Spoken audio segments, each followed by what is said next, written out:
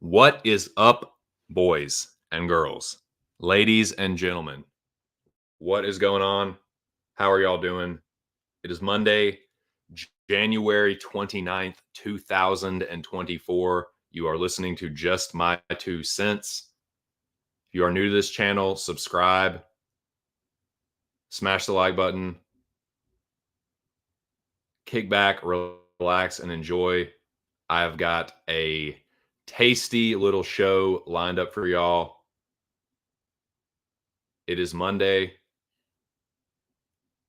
It's not a recap of fights necessarily, but there was definitely some stuff going on this week in the MMA world that I'm going to talk about. And there are fights this weekend. So I'm going to preview UFC Vegas 85 as well. I have some bets that I've already made. I'm going to talk about that. And yeah, we'll have ourselves a nice little 2.5 hour stream, I imagine. But I've got a lot that I want to say about a certain topic, and then we will cover UFC Vegas 85. UFC Vegas 85 will be headlined by Roman Dolidze and Nassourdine Imavov. It's a middleweight bout, and there's some other okay fights on the card. So we're just going to take a look at the card. I will tell you what bets. Well, if you watched last Monday show or Friday, Monday, I guess it was Monday. I made 3 bets. I made another one, and I'm probably just going to make 1 or 2 more. It's not going to be a huge slate, but there's some spots that I like. I'm going to talk about it, and yeah, anyone that comes in, whatever you like this weekend or whatever you're thinking about, just let me know. So yeah, there's a good bit that I want to say here early on a certain matter, and yeah, then we'll get to Vegas 85. So I hope everyone had a good weekend. My weekend was pretty good. Cannot complain too much. Yesterday did not go awesome with football, with picks or bets or teams that I root for. It won't meant to be. for the Ravens. So I'll talk briefly about just the games real quick. Give it a couple minutes, let a couple people come in here if they want, and then we'll get into the other stuff. But yeah, I'm a Cowboys fan, but the Ravens are my sweetheart team.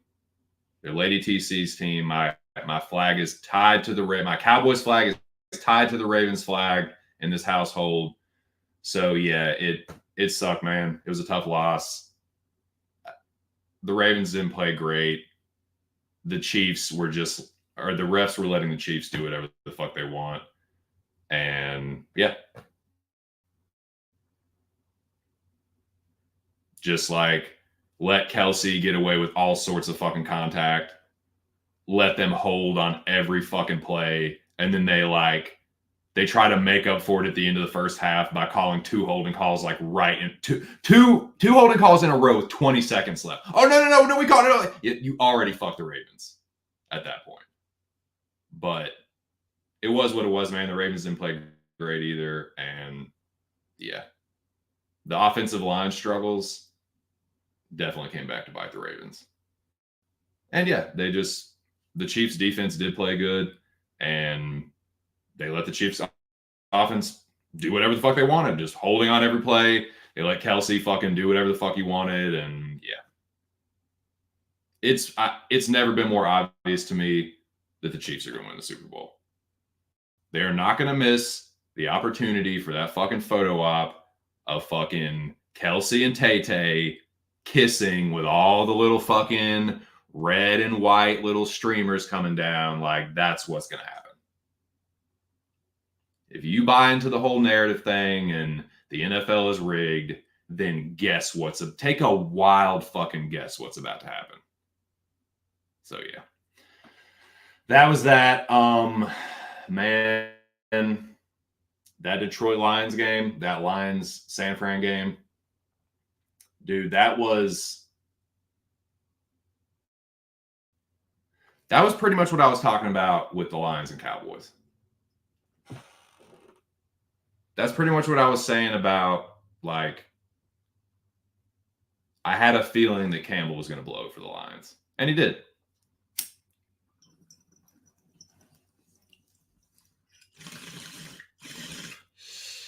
I had a feeling that the same rah-rah, let's fucking run through a wall, bullheadedly charge forward recklessly, go for it on 4th down over and over and over again, no matter what the situation is, in game or otherwise, we're just going to go for it on 4th down all the time. Well, you live by the sword, you die by the sword. There was no reason that the Lions should not have kicked that field goal and gone up by 3 possessions. That would have made it extremely tough for San Francisco to come back. It would have kept the momentum with the Lions. But no, Campbell's just got to be, and I'm sorry, that is, to me, that's arrogance and just stubbornness. And yeah, no, this is the right way. My way is the right way. And you can say it's all about, no, I just wanted to do for the team. I thought we could do it. It's no, that's what you wanted to fucking do. That's what you thought was best, not what you thought was best. It was just a lot of selfishness from Campbell and not really thinking about the team and the situation. And people are going to go, oh, dude, he loves the team more than you don't know. Whatever. Yeah, sure. Live by the sword, die by the sword. It was just reckless. It was reckless, idiot fucking game time decisions.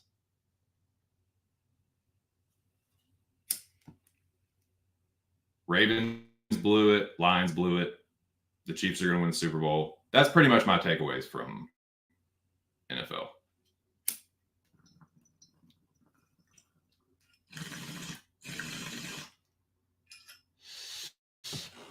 What's up, though, boys? I see a couple of y'all in the chat. What you know good? What do we got here? Let's see what we fucking got here. What up, lobby? Mahomes at plus money. Nice. Yes, you did. I got to eat the crow. You shouldn't reach for the goal line.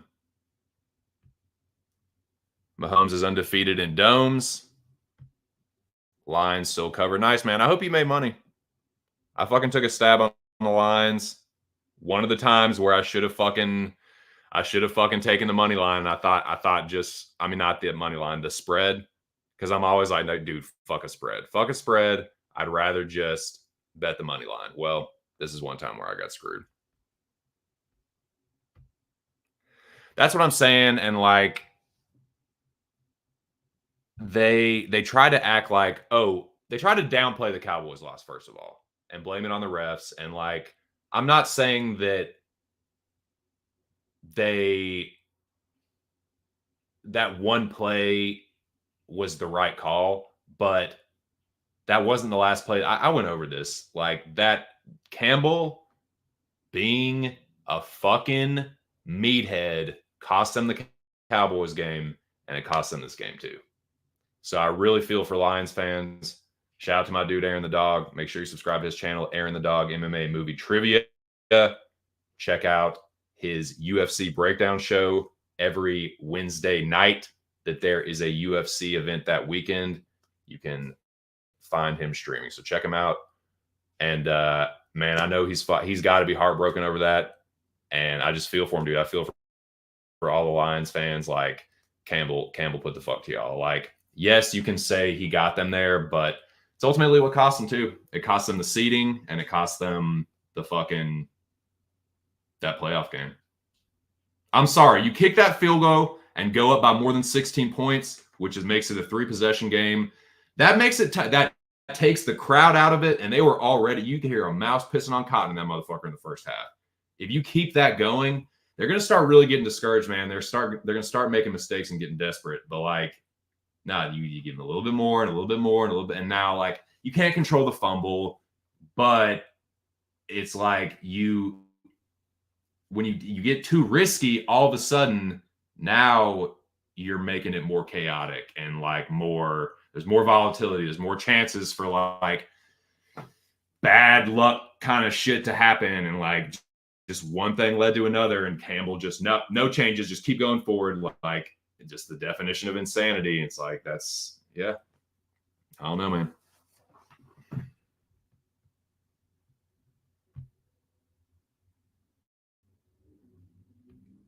Oh yeah, dude. Oh, it's a no-brainer, man. What's up, Noah?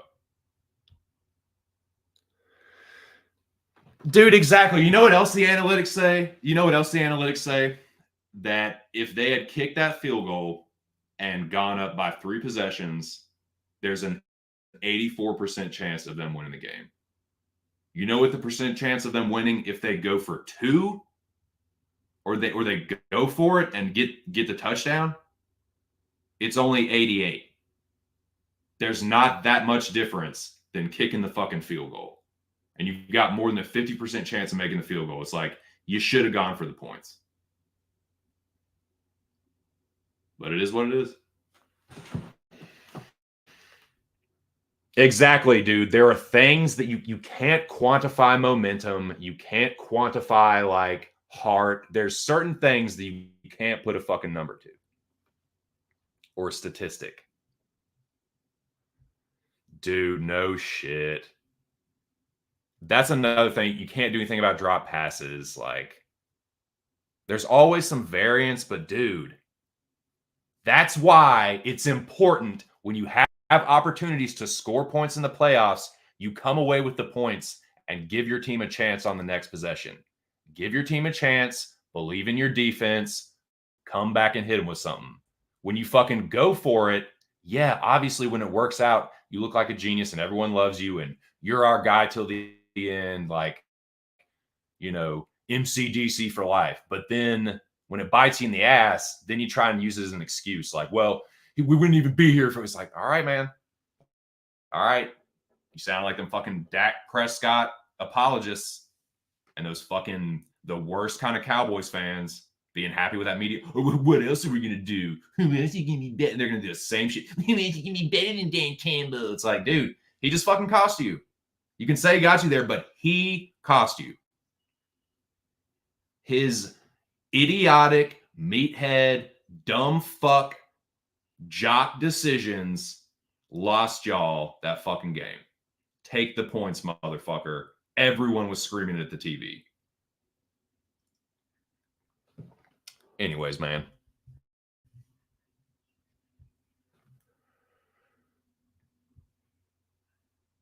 Yeah. Dude, no shit. Why would you not throw it? Why would, even if it's an incomplete, it stops the clock and you don't have to burn one of your timeouts when you definitely fucking need them. That was wild. That shit was wild to me. So yeah, I feel for Lions fans. Definitely feel for Ravens fans, but it is what it is, dude. The Chiefs are gonna win the fucking Super Bowl. So get ready for that. Get ready for that fucking photo op. That dude, Travis Kelce is a fucking piece of shit. He is a prick for real. He's a fucking dickhead. Mahomes, I don't like Kermit. He's annoying, but he seems like more of a genuine person than Kelce. Kelce seems like a fake ass, smile in your face, but really want to kill you. Like, he's a fucking cocksucker, dude. I cannot stand Travis Kelce. I don't like Mahomes either, but he seems, I don't know, man. Like, Kelsey's a fucking douchebag. So is his fucking brother, man. Douchebag crybabies.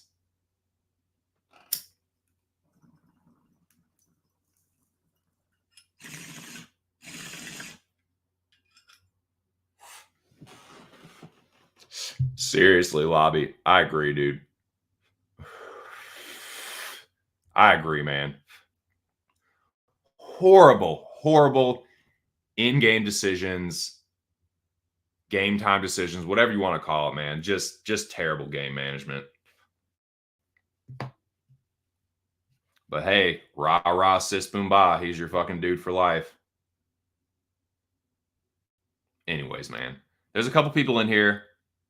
I'm glad you boys are here.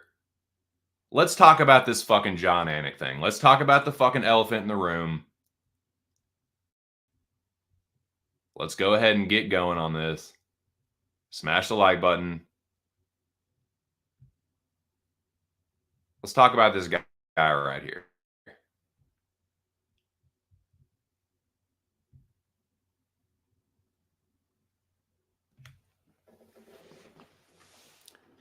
That's what we're all here for, to talk UFC. So let's talk some fucking UFC.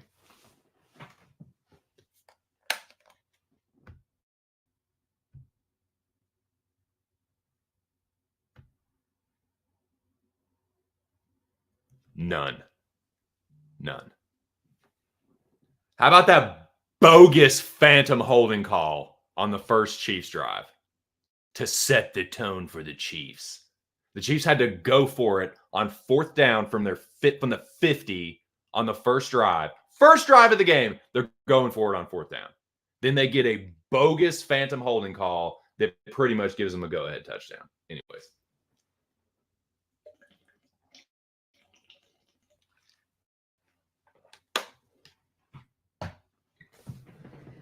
Let's talk about the John Anik situation, because that has been the talk of the fucking town. That's all anyone is talking about on MMA Twitter. It's on the tip of everyone's tongues. I have been consumed with it myself. I want this to be the final word. It has brought way more negativity. I've created more negativity myself. Dude, everything about this has been negative. Everything, including my own fucking response to it.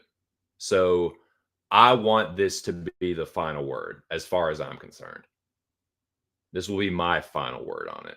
And then I'm going to move on forever. But we're definitely going to talk about this shit.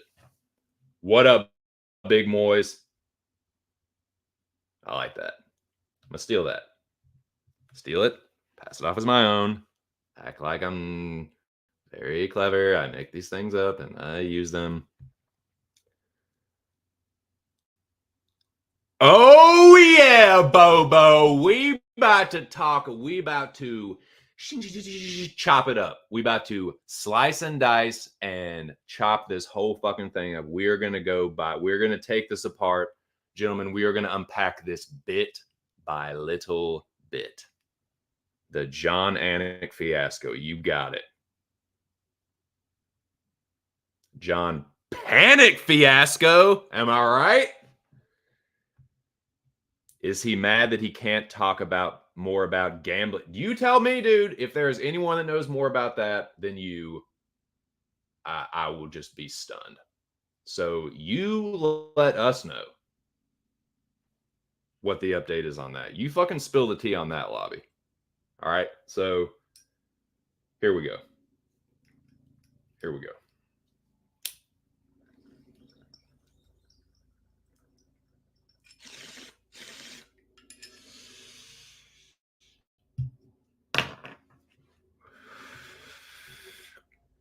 First of all, let me say this. I probably should have had this up before anyways, but I think it's particularly pertinent to put it up here for this stream. Whatever I say on this stream, whatever I think, and whatever comes up out of my fucking mouth or the side of my neck, they're my own thoughts and opinions. That's literally the name of this channel. It is just my. The key, the first two are key. It is just my 2 cents. I'm not speaking for Aaron the dog, the boys at PSR, anyone in the dome, my mods. I'm speaking for no one but myself. If people happen to agree with me on certain things, cool. If people disagree, cool. But I really want that to be known. That's very important. These are my fucking opinions. This is my 2 cents on the John Panic at the Disco fiasco. Panic at the fiasco. But yeah. Shout out to Aaron the Dog. Subscribe to Aaron the Dog, MMA Movie Trivia. Shout out to the boys at PSR. Subscribe to Pub Sports Radio. Sign up for the contest. Download the MMA Locker Room Talk podcast. Shout out to the Dome. Shout out to my goon squad of moderators. Shout out to everyone. Let's start it with a brief recap. And this is the part where I want to try and be as objective as fucking possible. I'll do the editorial here in a second, but these are the facts. UFC 297 transpired. John Anik was calling the fights at 297. John Anik had Dricus winning the fight on the broadcast, right? Apparently, Anik got some negative comments, threats. I don't know. That's the part where I really don't know. So I'm gonna not speak on that too much. I don't know if he was getting death threats. I don't know I don't know how many people were doing it and to the extent to which they're doing it.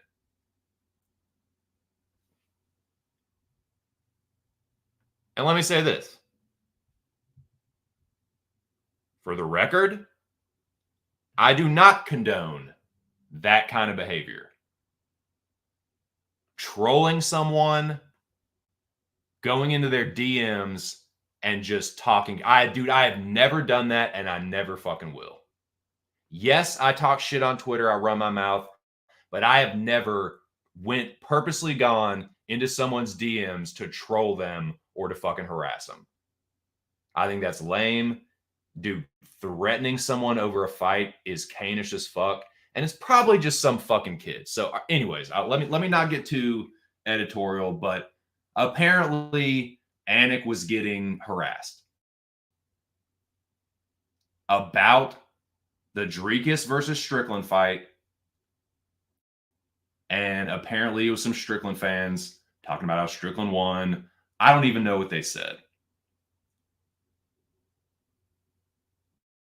So that happens.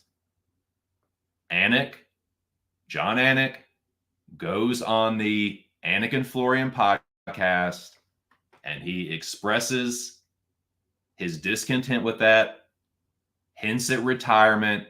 Y'all all know what happened. If you don't know what happened, go check out that clip. You ain't gonna have to look hard to find it. It's circulating all throughout the fucking Twittersphere, the X sphere, whatever.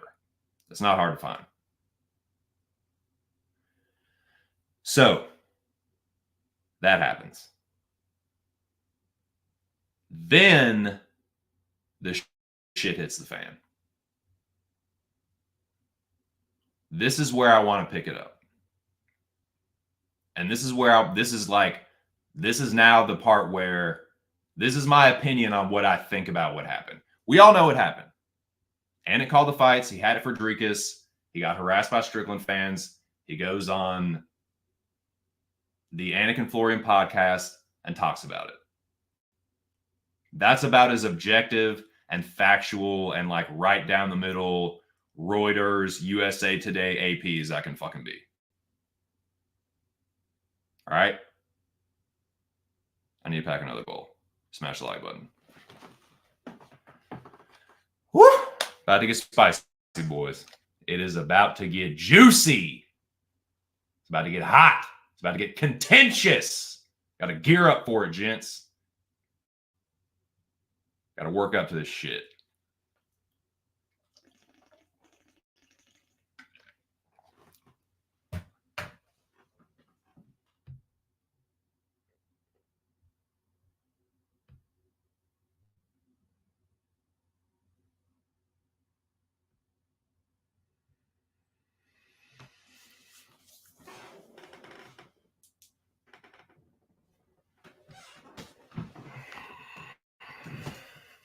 Shout out to the 4 people in the building. Smash the like button, subscribe.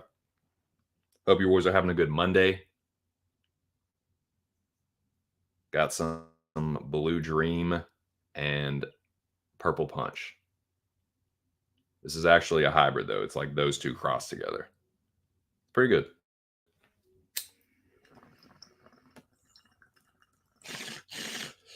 So let me repack this. So yeah, I'm going to break this down piece by piece. I'm going to tell you about what I thought about Anik's comments. I'm going to tell you what I thought about the response to Anik's comments. I'm going to tell you what I think about these kind of things in general, and then we will move forward. But I put my bullet points together for this one, gentlemen. I'm trying to cover all the aspects of it as honestly as I possibly can. Not everyone's going to agree, but that's just life.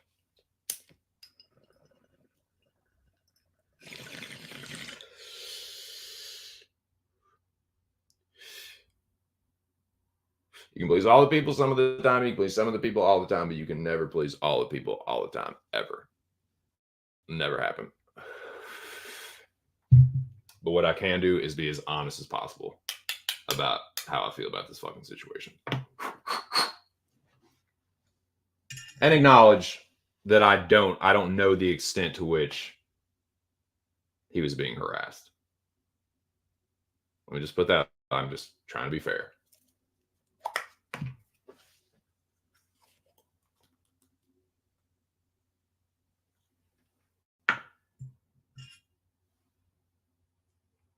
You can call me a clown or a joke or fucking like failure, whatever, but you're not going to call me a fucking liar. Sometimes I'm wrong, but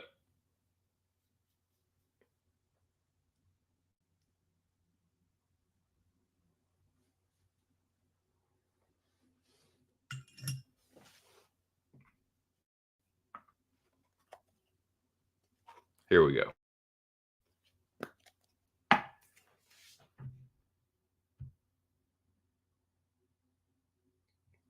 Again, these are my own views. We just went over the recap. here we are. This is what I think about this whole fucking thing. Cheers, boys. Blue Dream and Purple Punch by Colta in Baltimore, Maryland.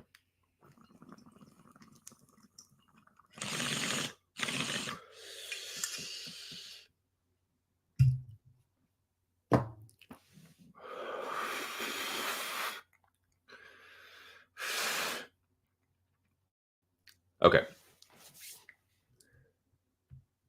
I think John Anik pulled a gigantic fucking stunt.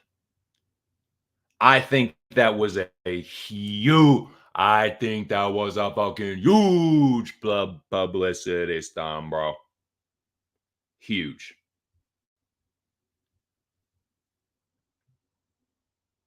I think like these are my thoughts. That's my feeling overall. If you had to ask me in one sentence what I thought, if I had to sum up this whole thing in one sentence, I think pulled a fucking stunt. Here's why. These are my thoughts on Anik's comments. Now, this is what Anik said on the Anik and Florian podcast in response to him getting trolled online. Trolled.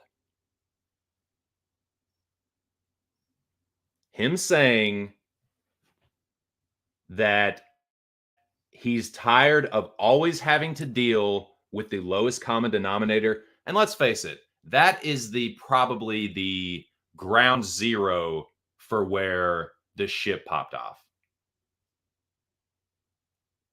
What he's referring to there is this like far right incel troll nihilist, like wants to watch the world burn. I don't give a fuck about anything. I want the worst to happen to everyone. Like that's what's happening. That is what he's like referring to, the lowest common denominator. But saying that he always has to deal with that is a crock of fucking bullshit. John Anik is one of the most beloved people in the UFC or the whole MMA sphere, and I got fucking proof. And I definitely got proof for the last 3 years. As long as I've been on fucking Twitter, MMA Twitter has done nothing but suck this little motherfucker to completion. I know people that are like, John Anik saved my life. John Anik is my hero. Acting like he is just constantly fighting an uphill battle against trolls is the fucking one of the worst bad faith arguments I've ever heard. Again, I don't think it's cool to troll people or fucking threaten them with been threatened with death. I don't think it's cool to be threatened with death or harassed. But dude, stop acting like that's what's happening to you all the time and you don't get constantly just showered with love and praise and verbal dick suckings. Because if you say that he doesn't, you're fucking lying. If you say that John Anik is not one of the most beloved people since he got to the UFC, you are a lying ass motherfucker. Certainly for the last 4 or 5 years, the dude has literally been getting polished off daily. Stop lying about that. Yes, there is a lowest common denominator. Yes, they're fucking right-wing chuds. Yeah, they're fucking some of the worst, man. They ain't going nowhere. Fuck them. You tune them out. You tell them to go fuck themselves. You don't let it consume you, man. And honestly, for Anik to be so close to guys like Joe Rogan, who make it a policy. It is like Joe Rogan code to not look at the comments, not worry about what fucking trolls and worthless losers fucking think. Dude, no shit. No shit, you don't look at the comments when you're a fucking public figure and you're in this fucking like, dude, read the like, I'm sorry. You cannot tell me that he doesn't fucking know that already. You cannot tell me that he doesn't know that yes, you block troll. You block troll, ain't it? No shit, motherfucker.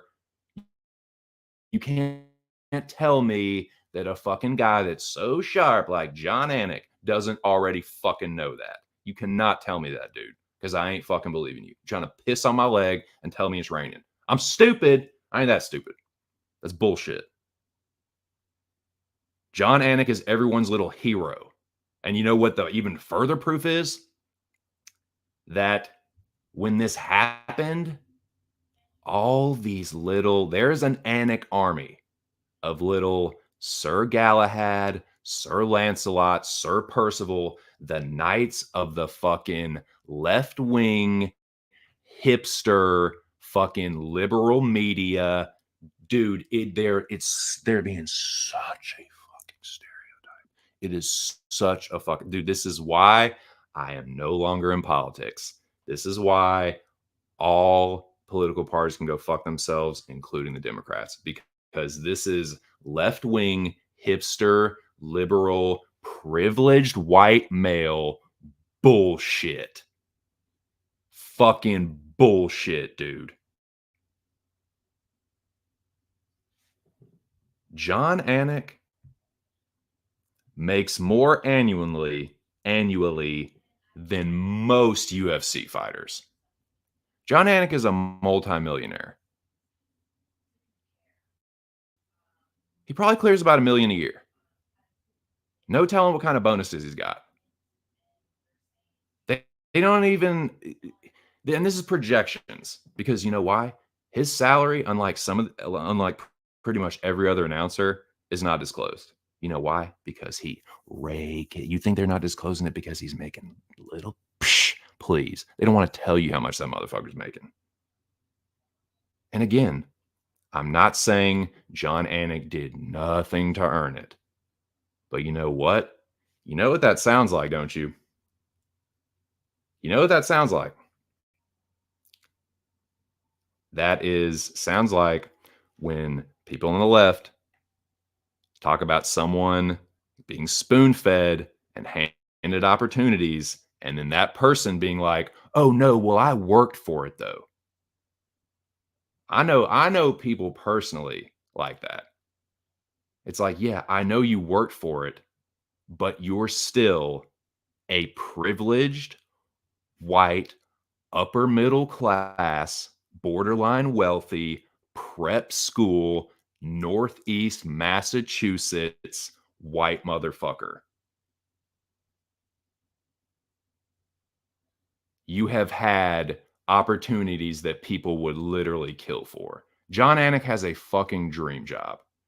He makes more than the vast majority of these fighters. Stop acting like this dude is in dire straits and he needs to be saved. And I just can't take it. This is the same shit that people on the left bitch about. Privileged white male crying about their fucking first world white people problems. That is what y'all fucking hate. That is what the fucking left-wing liberal socialist motherfuckers hate. But it's John Anik. It's their fucking buddy. So it's, no, he worked hard for this. He worked so hard for this. Shut the fuck up.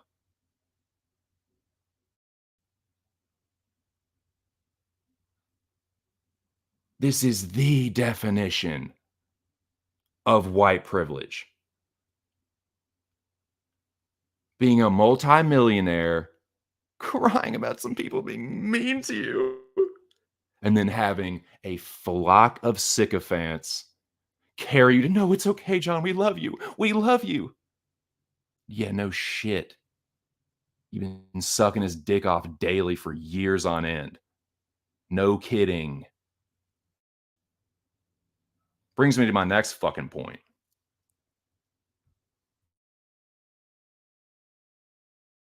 This is composed of bad faith actors, sycophants, and ladder climbing clout chasers. All on MMA Twitter. You know exactly who I'm talking about. These wannabe fucking journalists, guys trying to get a leg up, trying to get their little foot in the door. How do you think they do that? By trying to buddy up to Anik, suck him off. Go look at all the news articles related to this topic and see which ones are fucking being like Lancelot to Anik. Check it out. Guess which ones. Take a wild guess.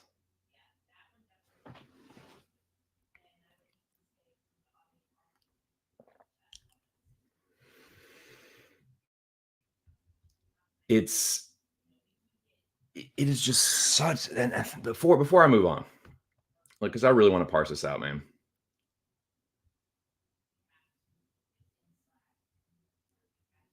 Because this is the crux of where all the arguing on MMA Twitter started happening. And this is like a something that I want to clear up. Saying that pointing out the very obvious that John Anik is being a little fucking crybaby. And it's just like, just buck up, dude. Just block him, Anik, or tell him to fuck themselves and move on. Trying to have a little pity party and garner sympathy when you already get just like mountains of it, dude. That is just you being a little fucking diva, a privileged white motherfucker.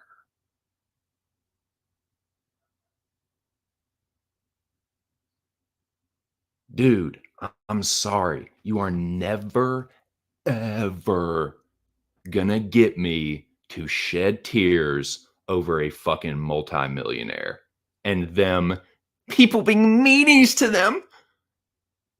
I'm never gonna clutch my pearls over that. Go fuck yourself.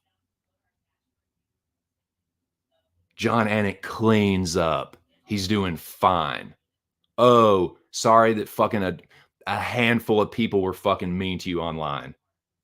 People trolled you? Are you fucking that's what you're fucking bitching about? That's what you're threat. Oh, and that's another thing. Let's talk about that too. No, because I'm not done with these comments. Him saying, well, I don't know how much longer I have in this space. That was a fucking stunt. That was either him wanting a contract renegotiation. Let's read between the lines there. That's either him wanting a contract renegotiation or him trying to leverage his own position. That's personally what I think he did. Well, I'll just I'll show them how important I really am. I'll show them how highly thought of I really am. I don't know how much longer I have in this. What, dude? Johnny, dude, if you guys Johnny, that's another thing, dude. Oh my god, you little motherfuckers, you little fucking hipster nerds are not going to do a goddamn thing over John Anik. You ain't about to do shit. Talk about, oh, I'll go find him. Do what? You ain't doing nothing. You want to talk about some keyboard warriors? Good gosh almighty. You little fucking fargets ain't about to do shit. But virtue signal on Twitter and let Anik know how much you love him like you don't fucking do it already. Please. Get the fuck out of here, dude. It's ridiculous.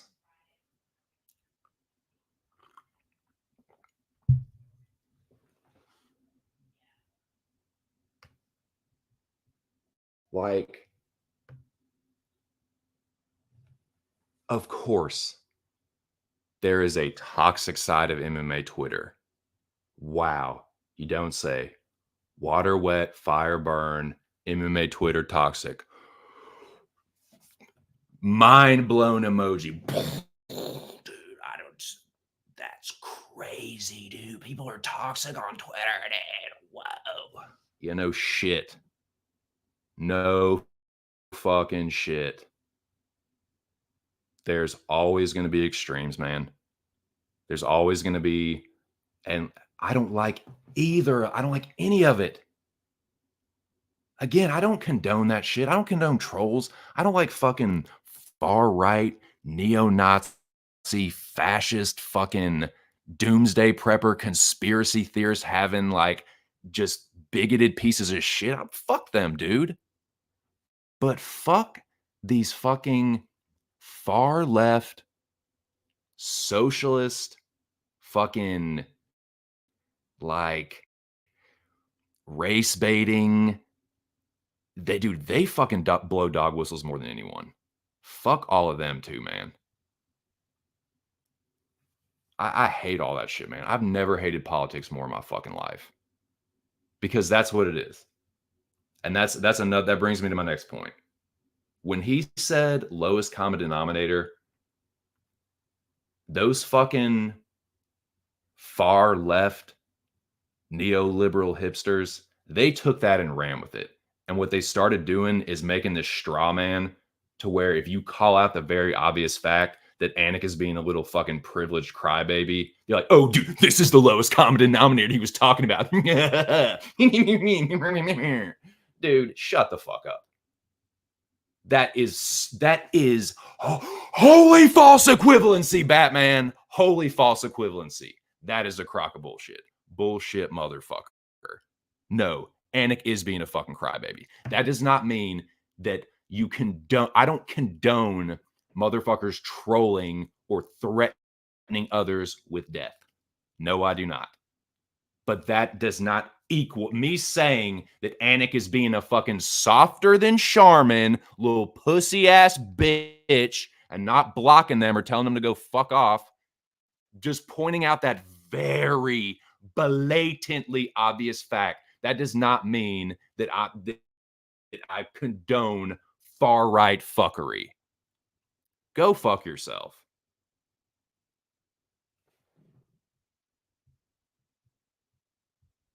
Let me remind all of you of something. All you little ladder climbers, all you little Sir Galahad ass motherfuckers. Let me remind you of something. John Anik is a corporate mouthpiece. He is a fucking ESPN. You see that fucking mic in his hand? Do you fucking idiots see that mic in his hand? What's the letter on it? What's the logo on that? And what does it stand for? ESPN is a motherfucking corporation, and John Anik is a fucking corporate stooge. He is not your fucking personal friend or your fam. He is not your fucking family. And you think he is because you DM'd him telling him how much his commentary meant to you. And then he DM'd you back saying, appreciate it, champ. All the best. All the best in the future. I'll shake your hand anytime I see you. And you thought you had a friend, boy. He ain't your fucking friend. Dude, stop worshiping corporate stooges. God damn, man. Some of y'all love John Anik more than the fucking fighters. There are people out there on MMA Twitter that are going harder in the paint for John Anik than they do for their favorite fucking fighter. For real, for real. It's weird, dude. It's weirdo shit, man. This fucking John Anik.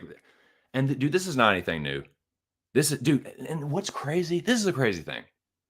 This is the crazy thing. And this is what I was talking about with this political bullshit. I was just going at right-wing chuds. I was just going at them over over crying over. I agreed with John Anik that fucking Drekus won the fight. I was on MMA Twitter arguing with all those fucking incels. Obviously, not all of them, but dude, I was telling them to fuck off and that they were wrong. I didn't like fucking, oh my God, the harasser told me that I fucking like to die. It's like, dude, shut up. Like,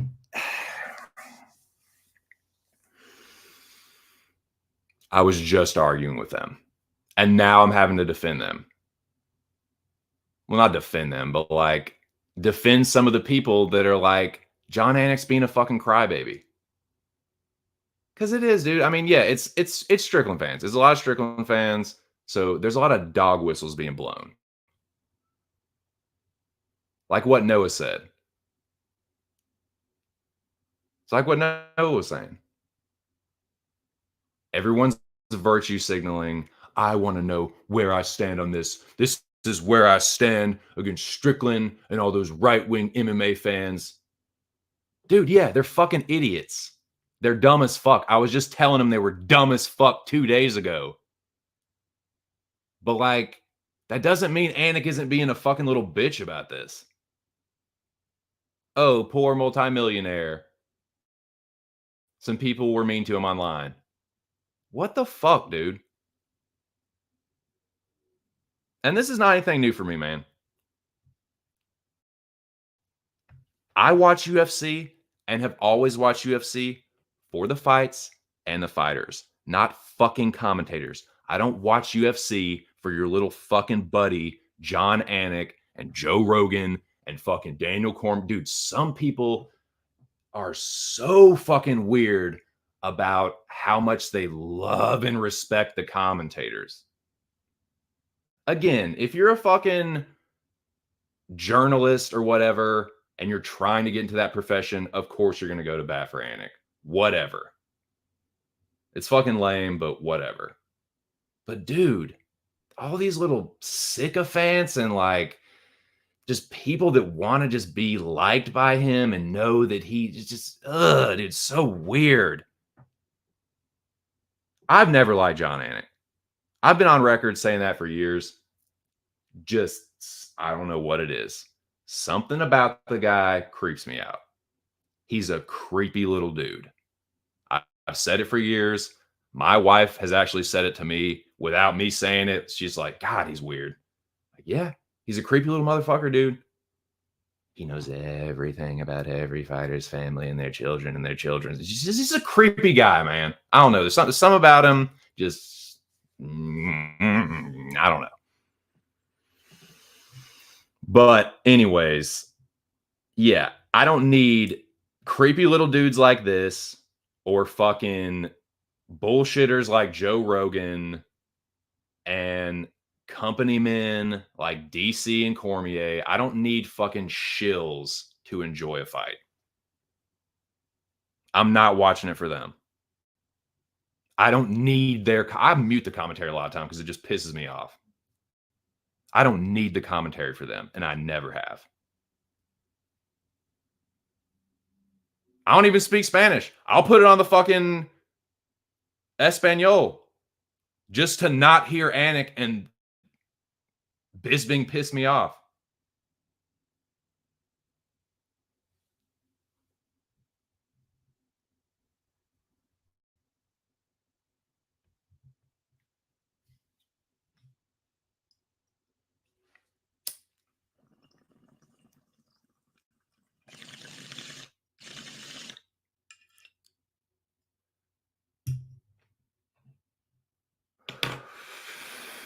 I swear, man, some of these people, and again, a lot of them are fucking kids. That's the other thing, too. Like, you're getting upset over, like, some 17-year-old telling you to die. Kill yourself. Kill your, like, I'm going to kill you. I'm going to fuck your wife and your mom and fucking kill your family. It's like, that's an angry little 17-year-old dumbass. or maybe just some lunatic fucking far right nutbag. Like, tell them to fuck themselves. If you really feel threatened, alert the authorities, but stop acting like you're just being plagued with it and there's nothing. I can't seem to get past this. Wah wah wah. Go cry, go fucking wipe your tears with all your millions like fucking Lloyd Christmas and Harry Dunn.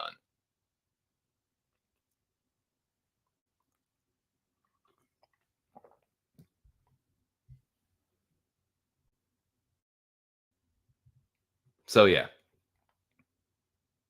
this whole thing is a prime example of why I'm no longer a Democrat, of why I hate politics, because I hate all the dog whistles that fucking people blow on both sides and try and act like they're talking about something and they really feel this way. And that's what I mean by bad faith actor. Acting in bad faith means you're saying something when you really mean something else. You're saying it, but it's not for the reason you're really saying it for.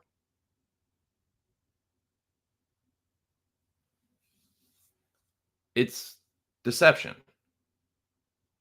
It's politics. I hate politics.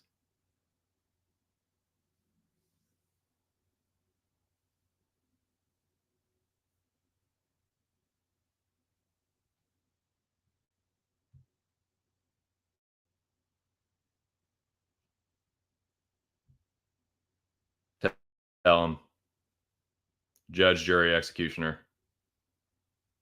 Oh my god, let's talk about that. That dude, that is the joke. If there was a joke in all this, that is what cracked me up. Like, dude, Anik, who the fuck do you think you are? Now, yes, he could maybe get like a Colin Coward type of job. I could see that.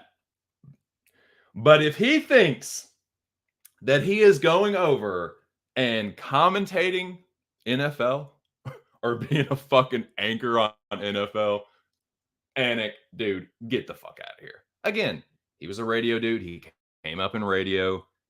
He could do something like have like an ESPN NFL radio show. But dude, this is another thing, and just further example of why Anik is just a corporate mouthpiece. They say do something, he fucking does it. And this is why I was all a stunt. And the fact that people really thought this motherfucker was leaving. People were really like, dude, if you guys make Anik leave the fucking UFC, I'm gonna just fucking. No, you're gonna do nothing but bitch about it, first of all. And you thinking that he's gonna leave the UFC makes you dumber than fucking dog shit. Yeah, he's gonna leave a cushy dream job where he gets the best fucking seat in the house and gets to call the best UFC fights from the best combat sport in the world. Yeah, you're giving that up because 12 trolls talk shit about you online. Are you motherfuckers really that stupid? Are you really that fucking dumb? Or, or are you acting in bad faith? Are you trying to virtue signal? Are you trying to fucking buddy up to Anik and use it to climb up that corporate ladder? You want to be where he is. It's one or the other or both. Again, I'm not saying it's cool to harass people, but him acting like that was going to make him give up this job. It's like, Anik, shut the fuck up. Get, yeah, nice stunt. Nice fucking little stunt there. I've learned a lot in the past. Like, you didn't already know that. You didn't already know that you should block trolls and that it's probably not a good idea to insult your employer's customers on a fucking podcast, a popular podcast. You really didn't know that was a fucking bad idea. Bullshit. That was a stunt, dude.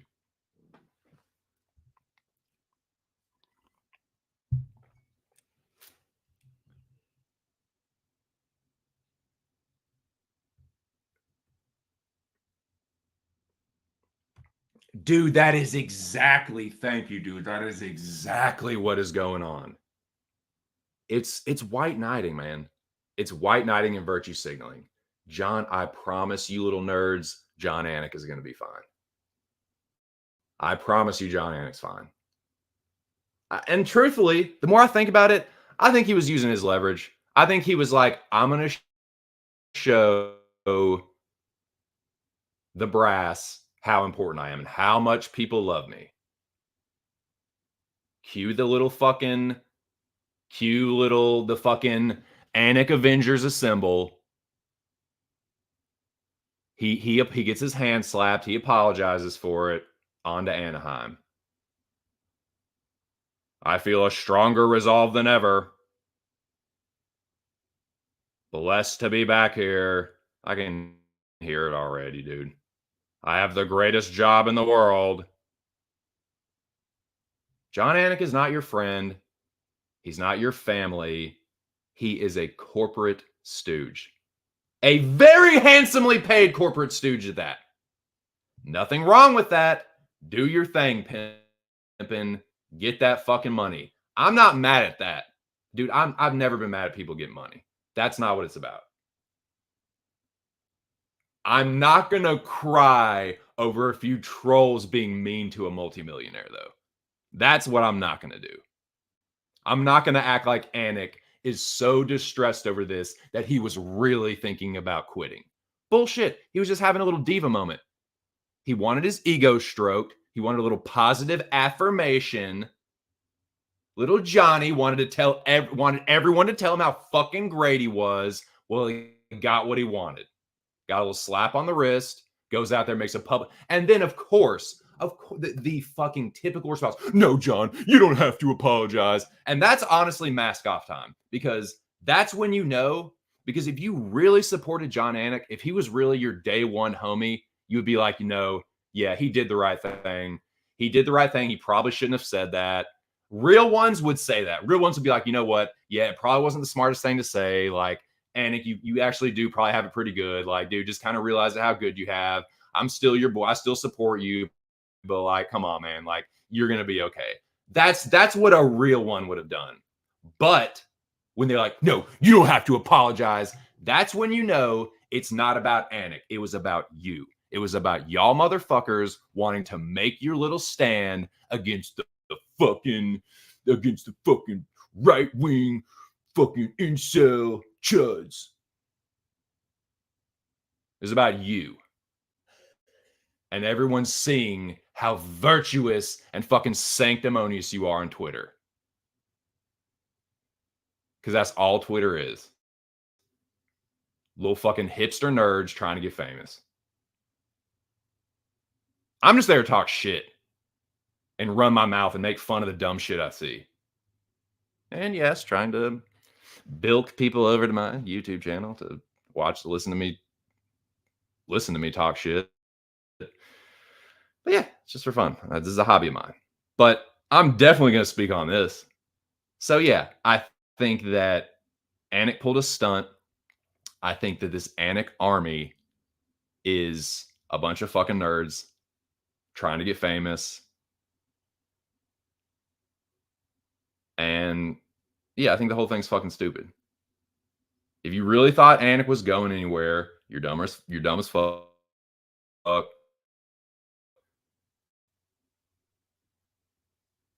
If you really thought he was quitting over a couple meanies on Twitter, like, you're a retard. You're a fucking dumbass. Anik ain't going nowhere. He's getting hooked up. He good, bro. Anik is good to go.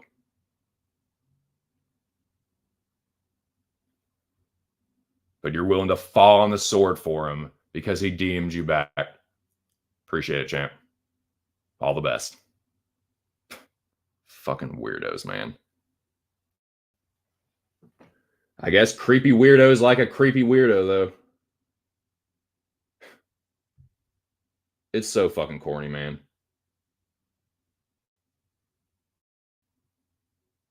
Just politics and dog whistles and people arguing in bad faith and fucking just sycophantic behavior.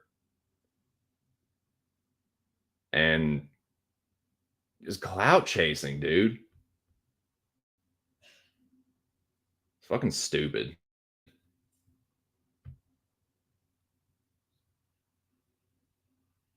Yep. Almost famous. Just give Anik the wig of that fucking kid had and Almost Famous. John, little buddy fucking sauntering up to Billy Crudup. That's hilarious, dude.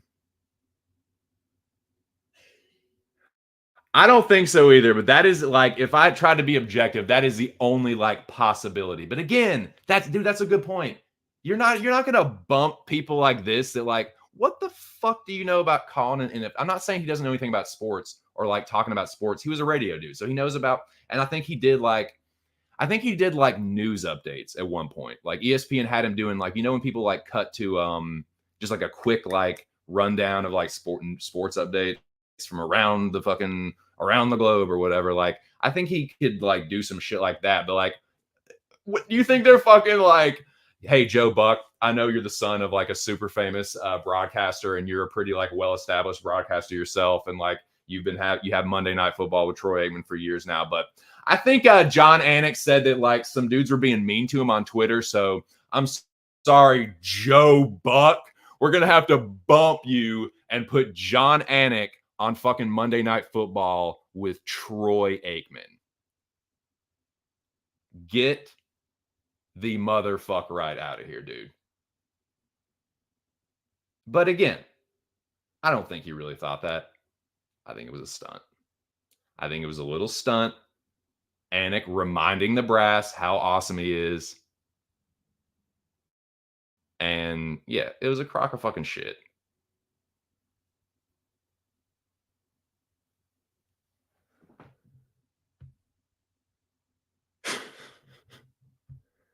Hold me closer, Billy Crudup. Get the fuck out of here, dude. You fucking cheese dicks. Again, man, like some of these dudes love Anik more than the fighters. Poor little Anik. Poor little clearing $1 million a year, John Anik. $1 million a year, dream job.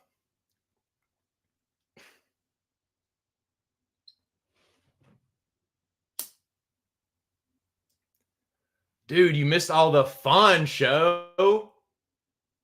Dude, you missed me fucking railing the left. Bro, you missed all the fucking hipster bashing. God damn it. It's good to see you though, Bubba. Hold on, let me give you a proper intro. Tell him. Sing it, boys. Where's the big show? Motherfucking big bad show tonight. God, I can never drum and fucking sing at the same time. What's up, though? Sup, doe.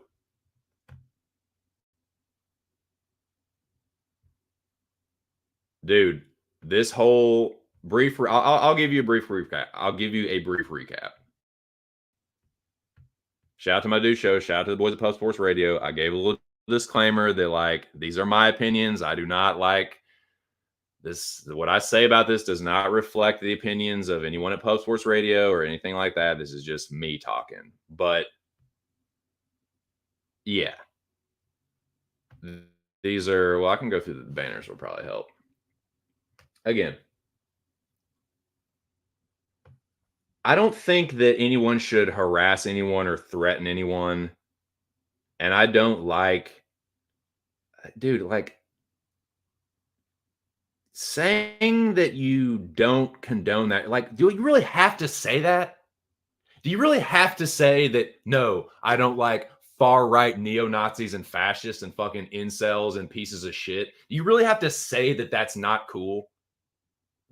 Duh. Fucking duh. That's not chill. But to like point out that Anik's being a little sissy about this and equating to, oh, this is the lowest common denominator that he was talking about. This is what Anik was talking about.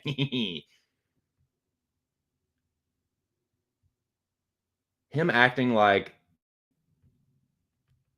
his existence is consumed with nothing but trolls and it's gonna make him leave. That is a fucking crock. He does not always have what he deals with, what he has to deal with is fending off the gaggle of people that are constantly at his pee-pee. That's what he has to fucking fend off. He has too many people on his nuts. He got 99 problems, but people sucking his little fucking dick off ain't one. He's a multi-millionaire. He makes more than the vast majority of fighters. And so this little Anik army, it's bullshit. It's left-wing hipsters. It's little wannabe journalists, these bad faith actors, clingers on, like clout-chasing ladder climbers. He's a stooge. He is a stooge, man. He's a fucking corporate mouthpiece. And people act like he's their buddy because he DM'd them back and said, thank you. I appreciate the kind words. Thanks, champ. All the best. So they're like, oh, Anik's my friend. I'll defend him to the death. No, you fucking won't. You can do shit about John Anik. So my takeaway is like, stop worshiping. Like, he's not even a fucking fighter, dude. People love John Anik more than the fighters. Dude, there have been some people going harder for John Anik than they do for their favorite fighter.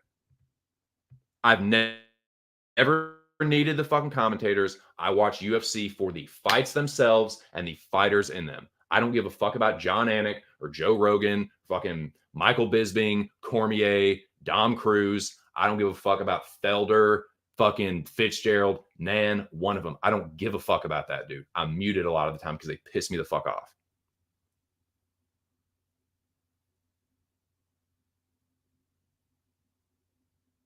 And yeah, again, it's all bullshit. It's like, it's virtue signaling, it's blowing dog whistles. It's like, and again, Big Show, my thing, I think it's really funny that a lot of people on the left will bitch about because the classic archetype of a classic conservative is like a privileged white male, a rich, overprivileged, Donald Trump-like white male. And I'm not saying Anik is Donald Trump, but what he is a well-to-do, upper middle class, prep school educated, like, oh yeah, I'm sure it was so hard for Anik to get an internship. I'm sure, oh God, I'm sure, dude, give me a fucking break. Yes, I know he went to college. That's like Donald Trump saying, oh, I went to college. I worked hard for it. It's like, okay. So that's bullshit. Like, Anik has had it very good in life. Prep school, frat boy, like he's good to go. He was never quitting UFC over a dozen trolls, over a couple meanies saying some shit to him. That is bullshit. That is the biggest fucking stunt I've ever seen. He did it dude, bravo, Anik. You well played, sir. Well played, because you got exactly what you wanted. Again, positive affirmation. He got a little he felt vindicated and validated. His feelings were validated. It's like, dude, you didn't already know that. You aren't already like beating off this stick, beating off this flock of sycophants with a stick. Like, bullshit. You know how much people love you, motherfucker. Like, stop fronting. I know people personally that have told me that pretty much like John Anik saved their fucking life. And I'm not hating on that, but I'm just saying, acting like he's not well thought of in the community is a crock.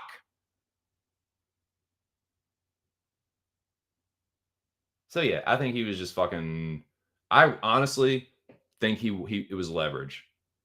I think maybe his contract is up and he wants to renegotiate, and this is going to be a little leverage. Like, hey, look at how much people do love me.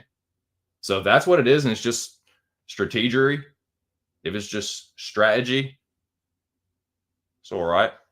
Like, fair play, whatever. But like, it's also like, why do people take that at face value? I can't. But I was astounded at how many people actually thought Anik was going to quit, and then he immediately retracts it.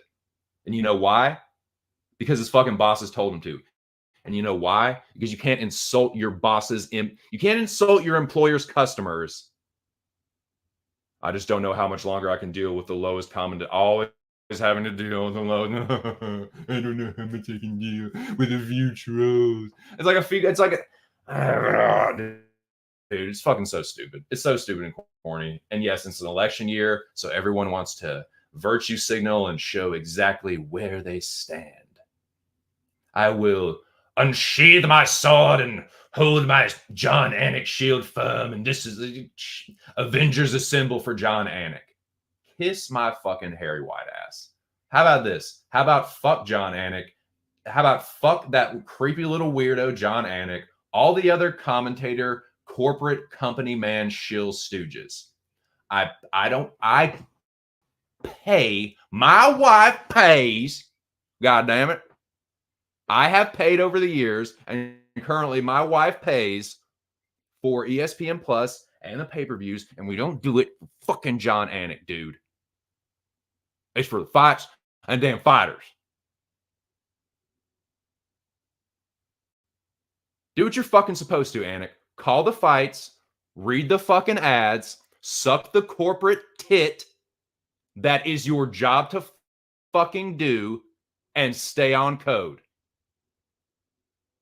And again, all the Anik, and that's how you know that it ain't about Anik. When he came out and apologized, like he should have. But again, he had to. He knew that was going to happen. I think he was trying to. I think he's trying to re-leverage his fucking, or I think he's trying to renegotiate his contract. It's up for like, it's up, and he's like, they're going to go into renegotiation, and he's going to use that as leverage. So I think it was a fucking publicity stunt for him. But like, as soon as he came out, immediately came out and apologized for it, rightfully so. But he got himself in the situations, but he had to apologize. What quote unquote true professional can insult their boss's customers in public on a podcast that thousands of people watch and get away with it? I'll wait all fucking day. What true professional would do that and thinks they can get away with that? I'll tell you what, one that's maybe trying to renegotiate their contract. Because here we go, Avengers Assemble for Anik. Yeah, duh. It's like clockwork, man. It's very predictable. It's very corny. It's very annoying. Politics has permeated MMA. It's all fucking, everyone's just got to let everyone know where they stand on these fucking issues, on these fucking scumbag political issues that do nothing but divide people. Awesome. Cool.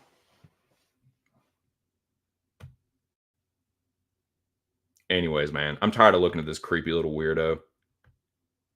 And I'm tired of talking about and arguing about this dumb shit. That's my fucking 2 cents on the Anik fiasco.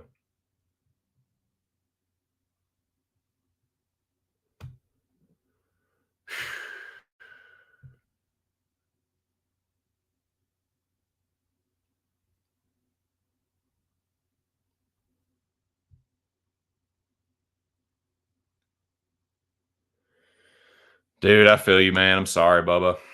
Yeah, I went on a little rant about that too. I think Campbell fucked y'all, but yeah, that sucks, man. I know it was a tough one. You know, I got my Cowboys flag tied to the Ravens flag here, and yeah, it was a tough one. Tough one for the AFC shits too, and yeah, man, sucks. You did better than Cowboys though. At least you that if there's something you can take from that, like if you say you got screwed in the Cowboys game, like, all right, well, that's that. At least that you made it further than we did. So yeah, dude, seriously. And people think that like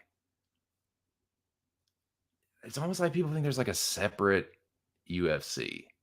It's like I don't know, man. So no, there's two sides. It's the Just Bleed right wing dumbasses, and then it's us, the intellectual left wing hipster fucking Brazilian jiu jitsu nerds. Like we're the true spirit, those that worship fucking corporate stooges like John Anik and want to be him and want our little fucking like want our little MMA journalist career to take off. It's like, dude, whatever, man. Y'all are all full of shit. I hate politics. I hate fucking worshiping fucking corporate media types, and that shit just makes me sick. Anyways, I need to smoke some more weed. Now, let me get this off here. Now, how about follow me on Topology? You can find me on X. You can find me running my mouth on pissing people off on X, right there. You can find me a Letterboxd, giving my 2 cents on movies. Speaking of which, man, if you like talking movies, every Thursday evening here, myself and Aaron the dog are going through the Cosmic Countdown, man. Counting down our top 100 favorite movies. Also, if you like movies, you can find Aaron the dog on Why We Love Horror. He's on Letterboxd as well. Inky Brooks. So yeah, check him out. Shout out to my dude Big Show. Shout out to the boys at Pub. I think we coming back with the podcast this week. I mean, the man himself was in the chat. I'm pretty sure we're doing it this week. But show, if you're still there, just let me know. I'll be on standby regardless. But yeah, probably coming back with a podcast this week. Speaking of Aaron the dog, this Wednesday night, I believe, at 10 was the last time. So I'm guessing that's when it's going to be, but I'm sure Aaron will put a tweet out about it. But yeah, Aaron the dog is back breaking down UFC cards.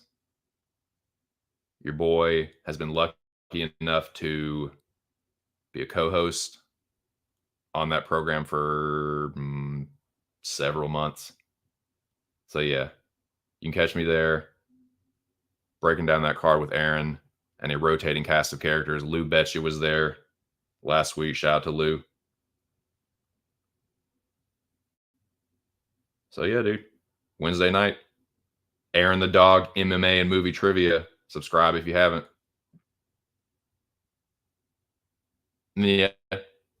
Thinking probably podcast next Thursday too, if I had to guess.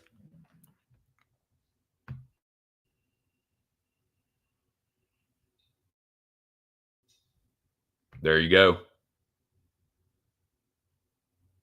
Yes, indeed. So yeah, another episode will be back, or will be back. That's not what I meant to say. Another episode will air on Thursday. That's another episode will air this Thursday on the MMA Locker Room Talk podcast, which you can download on Spreaker, Spotify, iHeartRadio, etc. I don't know of any other places. Like, you guys know where you can download shit like that. Just download it. So yeah. And then Friday, dude. So yeah, that's Wednesday, Thursday, Friday. Your boy will be back right here with another weigh-in show. And we will be talking UFC Vegas 85. And that is what we're going to talk about today after I take a quick break. I'm gonna hit the head, see if Lady TC needs anything real quick, and then I'll be back and we'll talk Delidze and Imavov, whatever, what have you.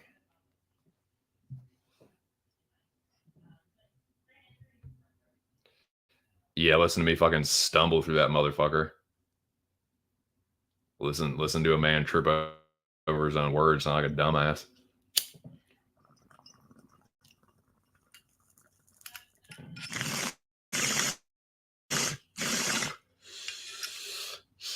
But yeah. All right, man. I'll be right back. Y'all this shit. Smash the like button. Tell everyone you know how awesome this show is. We're trying to get to 500, boys. If you want to see my face, give me 500 subs. Give me fucking monetized. Hell, give me monetized. I will show you what I look like. Everyone can just be fucking blown away by how handsome I am. And yeah, that's the incentive, dude. You can see how awesome I look. And then that's it. I don't know what else to do, though. I literally don't know what else to do. I make my fucking... Well, I have been starting my shows on time, so I'll see if that is going to help, but I don't know, man. It's got to be fucking word of mouth, dude. It has to be. All right, I'll be back. Let me get this fucking slime on.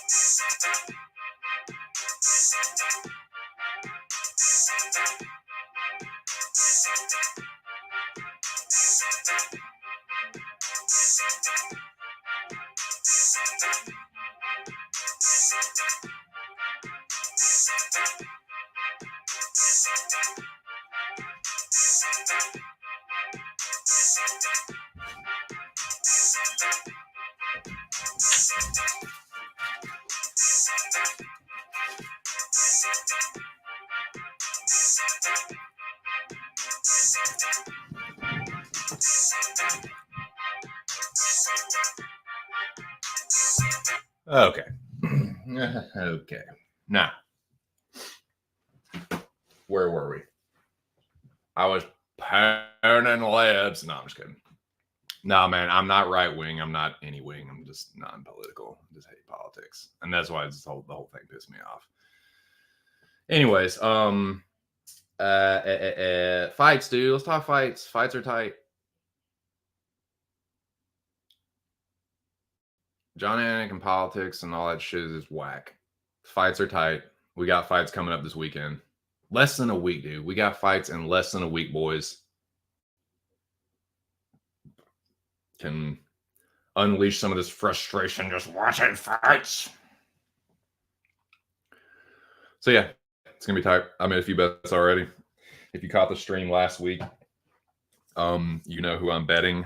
I've not really changed anything. I've just added a little to one fighter in particular, and I'm going to continue to add to it, and we'll just see where it goes from there. But yeah, let me smoke some more weed and drink a little bit more coffee, and just completely take my banner thing. Oh, there it is.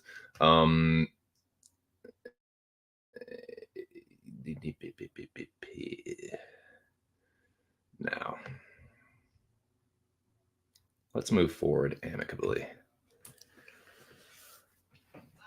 UFC Vegas 85. It's going down in Sin City at the Apex. UFC, headlined by Roman Dolidze and Nasruddin Imavov, who is no longer at MMA Factory or whatever the fuck, the one in Paris. I think it's MMA Factory. He's at another place that I can't remember the name of right now, but that's where it is. So let me. Sorry, I'm just trying to get a little palate cleanser real quick. I'm sorry. I think mukbanging on fucking is just the fucking rudest shit ever. But I'm sorry. I just got to do it. So I know I should have done it during intermission, but I forgot. So I'm sorry. So Vegas 85. Let's take a look at this card, man. Let's just take a look at it. We're previewing it, so I just want to kind of give a brief overview. I have a little bit more decision making to do as far as my picks, because you can call me greedy. I want to win I want to win 4 pub contests. I want to be numero uno predictor in that contest. I made a strong statement the first card of the year. I won my 3rd Pub Sports Radio UFC contest sign up. It's easy and free to sign up for. It's not easy to win.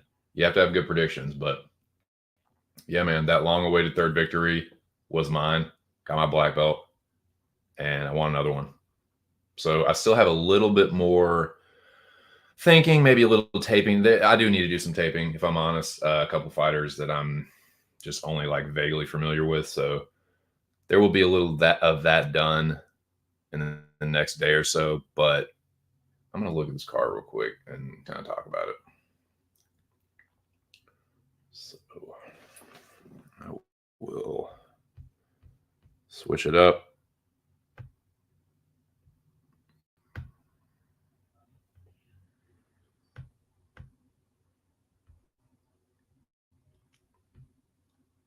Now, start with the prelims. Thomas Peterson and Jamal Pose. What the hell is even that? What the fuck is this? I guess they've just got to keep.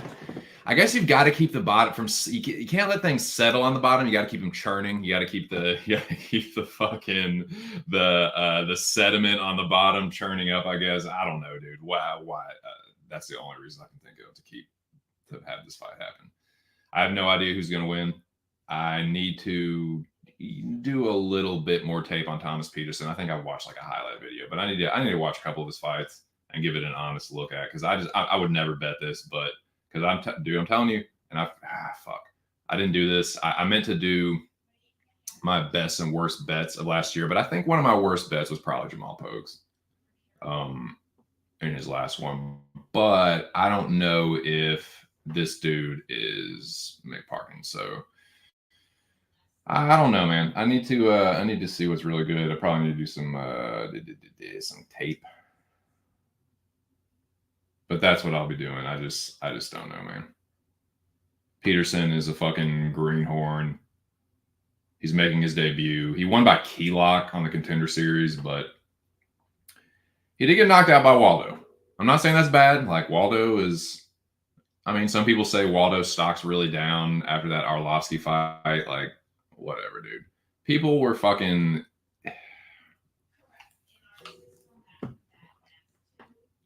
People are so selective when it comes to low-level fighters about what's a good victory and what's bad, or what's a good loss or a bad loss. I don't think that's a bad loss. Like, I don't think Waldo. I don't think his stock dropped terribly because I don't think it was that fucking high to begin with. I think he's all right. Like, that's not a terrible loss. Getting knocked out by a dude that can punch. Okay. Now Pogues, like, he has all right boxing. He doesn't have a ton of power though. Like, he's got a couple of TKOs, but I don't know, man. Just because you got knocked out by Waldo doesn't mean you're going to get knocked out by Pogues. Then again, it doesn't mean you're not going to get knocked out by Pogues. I just don't. If I was going to do anything, I'm imagining. Let's see. Let's look at these odds. That's another thing I need to start doing.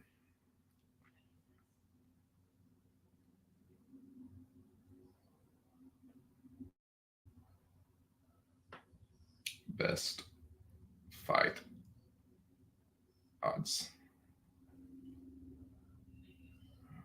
Here we go. Pogues is the underdog. Okay, so I guess I understand the stab on Pogues. I thought he was going to be the favorite. Yeah, it's going to be a big old pass. Probably dog or pass, right? I would never parlay Peterson. And I probably would never bet Jamal. I will never bet Jamal Pogues again. So that is going to be a big old pass for me. But objectively looking at that fight, like, yeah, let's Pogues or pass. Now, here we go.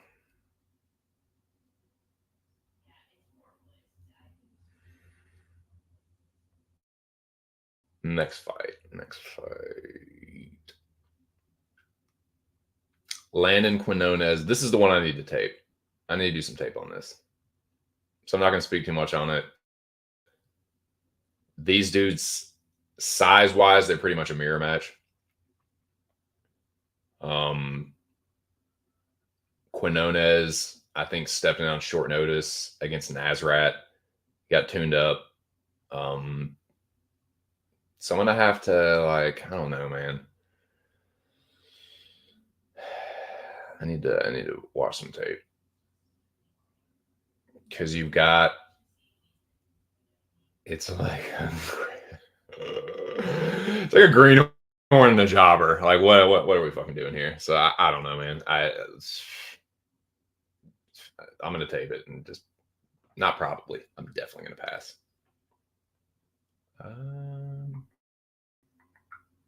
Carolina and Stoliastenko. I'd rather be shot in the face than watch that. No, I'm just playing. It's not that bad. It's not high level though. I'm imagining Carolina's. I'm sure Carolina's the underdog. I know she is because Lobby said that he was taking a shot on her. I don't think she's a bad underdog at all. She's a way better striker than Yulia, but I can also see Yulia like winning by some fucking. I can see her breaking her arm. It's fucking nasty armbar. That's what she is. She's an armbar merchant, and Carolina.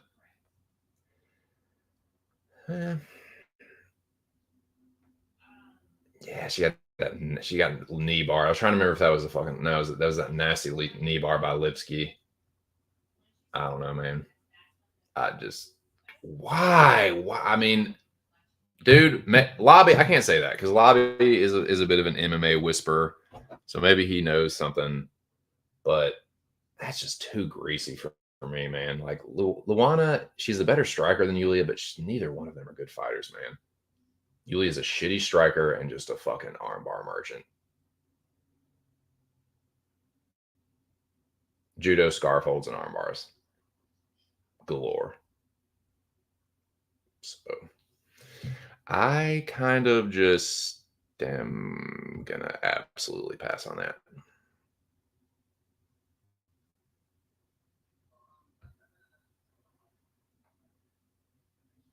Wilder has 4 too. Yeah. So I'm kind of mm, yeah, I'm gonna pass there. I'm definitely gonna pass. Builder is a tempting underdog. I don't know, man. That is why he's so weird because he's like he seems and he acts like someone way younger. Like he has the demeanor of like a cocky like 24-year-old, 25-year-old. Kind of like he's got talent, but he's kind of green, like a little wet behind the ears. But he's like 33, and he just gives me jobber vibes. And Jong, this is what it is. This is what it is to me. Jong Lee gives me fraud vibes. Builder gives me jobber vibes. So what I will say to that is that I will pass. But as far as my pick, dude, I don't know. I think I'm gonna have to unleash that on Aaron the Dog's Wednesday evening UFC breakdown show. Subscribe to Aaron the Dog MMA and movie trivia and tune in Wednesday night if you want to hear some shit. So yeah, I think I will unleash that Wednesday evening with the homie. And yeah, but that's a tough pick, man. Builder versus Jong is a tough pick. I think Builder's a slight underdog, is like plus 115 or something. But I wouldn't be surprised if that actually, ooh, it's getting a little steeper. Bobo is plus 120 something now. Yeah, Builder started out as a slight favorite, and he's been bet up and up, and then bet down or up or whatever the fuck.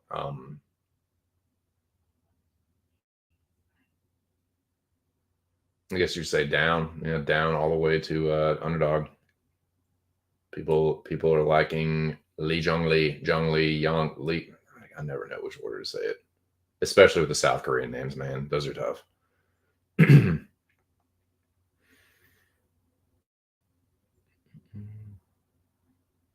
That's a tough pick. Feels kind of like Builder or pass, but I just play Builder. Nah, bro. But Zhang Li is not like awesome. He's kind of a greenhorn and has been can crushing and had a split over another like greenhorn jabroni. I don't fucking know, dude. That's such a there's some crazy fights on this card, man. Especially those first few, dude. Pogues Peterson, Luana Stoliastenko, and Builder Lee are greasy boys. And I ain't touching. I tell you what, if this let me see, this is the next fight. Sorry, I'm looking at best fight odds and the schedule at the same time. Yeah, yeah. Man, I don't know why fights like this always end up being like the battleground fights, like the MMA Twitter wars of the week, but it's gonna be this one. Timba Garimbo and Pete Rodriguez. Motherfuckers are gonna be at each other's throats over this fucking jobber fight. One of them is going to look so fucking bad and one of them is going to look so fucking dominant. Man, if it doesn't get finished though, I can see it getting like being sloppy and just like the worst thing you've ever seen in the third round. But it seems like an oversimplification, but it also is like, dude, what you boys, we know what's probably going to happen. It's going to be one of two things. Fucking Timba is going to get brutally shadow realmed, or Pete Rodriguez is going to get fucking fishpole choked. We know what's going to happen. It's going to be a fucking nasty front choke from Timba, or Pete Rodriguez is going to fucking send him to that realm brutally. One of two things. If it goes the distance, Lord have mercy, is that going to get ugly? But yeah, that's kind of what I see, and I just, dude, the fucking, I don't think they probably haven't put out the props for it, but can you imagine what like inside the distance is going to be on that? It'd be like minus 400, minus 450 or something. No way. No, thank you. I'm excited to watch that fight, but I just want to see what happens there. Now that is an alley fire that I will watch. I will gather with the vagrants and feast my eyes upon that. I'm not going to bet on it, but I'm going to watch it. It's going to be fun. Someone's going to get fucking destroyed and look crazy, and yeah, I'm here for it, but no, I'm not betting it. Nah.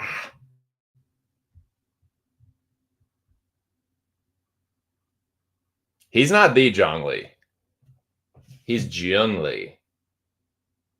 Dude, don't be so fucking racist, Noah. God, dude. Don't you even know like the like subtle like differences in the fucking South Korean names, dude? No, it's fine. No, it's not racist. No, that's Jung Youngli. Young Zhongli. And see, that's the thing. You don't know if it's Zhongli is one thing. Jesus Christ. Jiang Youngli, but it could be Young Jong too. It could be Lee Jung Young. See, this says Lee Jung Young. I don't fucking know. But what I do know is I'm passing. But I am reasonably excited for that fight. This is another one that's kind of like mildly piqued my interest that I won't be touching, but well, maybe. Maybe. And this is one I'm gonna have to tape a little bit. Leaning towards Maxim, thinking about possibly parlaying him, but it also kind of feels like a trap. It wouldn't shock me at all if Johnson found a way to grease this out. And so I'm kind of scared to parlay Maxim, but that's one guy I'm thinking about. Like, I think he should win. Like, I think he's got the style to like frustrate and out grapple Johnson and grind him out. But I just need to tape it more. I just need to tape it more.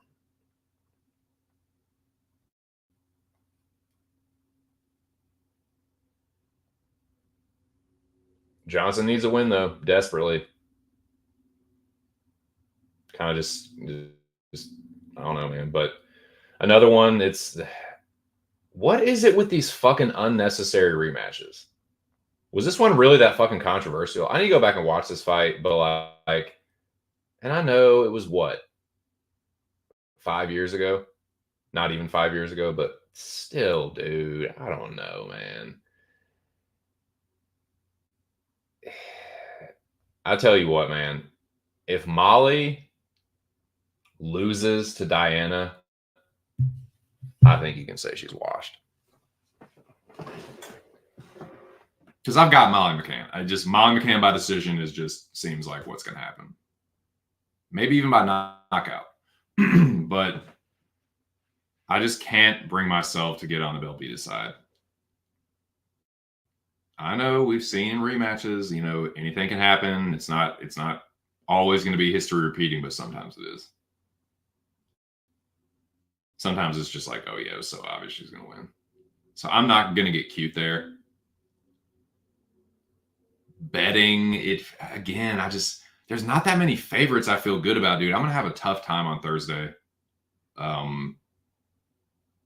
With the boys like on the podcast, putting together a parlay, man. There's just not that many parlay pieces I feel comfortable with on it. And even the ones that I'm like, okay, I guess they still feel kind of greasy. Like my parlaying, because I thought, okay, as that, like I can see parlaying him and Molly, like putting those two together, but it's just, dude, I don't know, man.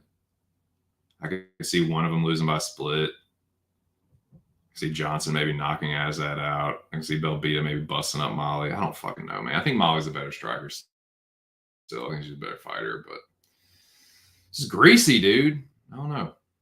I don't know. Oh, boys.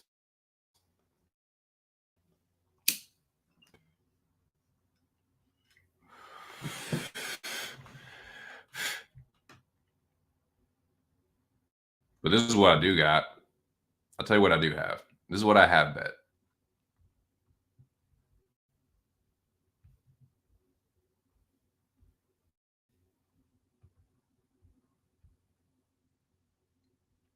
Don't do it. Don't tell me. Make your own bets. Bet smart and responsibly is a number to call if you can't.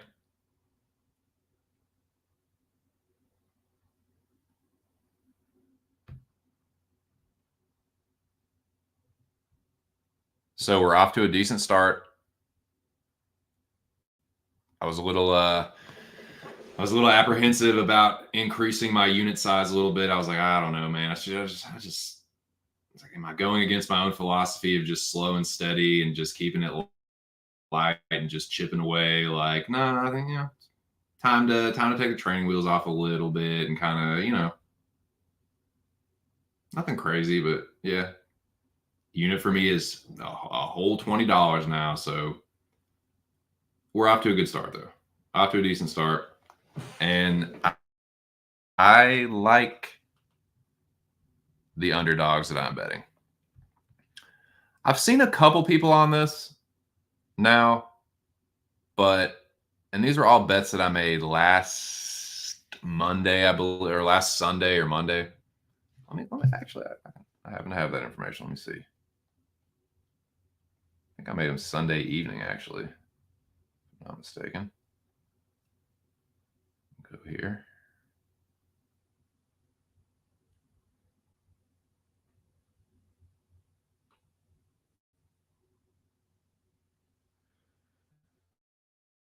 But yeah, off to a decent start. Looking to make it 3 winning weeks in a row. And what do we have here? My bets. I placed them at, yes, the 21st, which was, I believe, last Sunday. I'll look at the calendar out here.